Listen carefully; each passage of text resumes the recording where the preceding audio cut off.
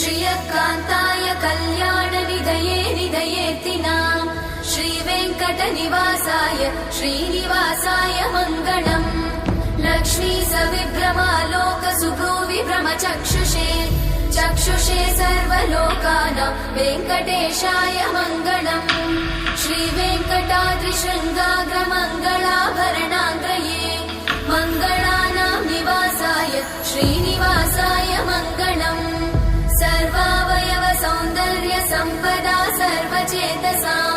सदा सम्मोहनायास्तु वेङ्कटेशाय मङ्गलम्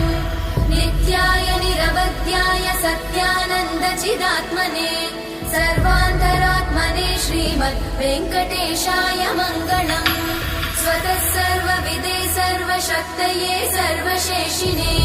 सुलभाय सुशीलाय वेङ्कटेशाय मङ्गलम्।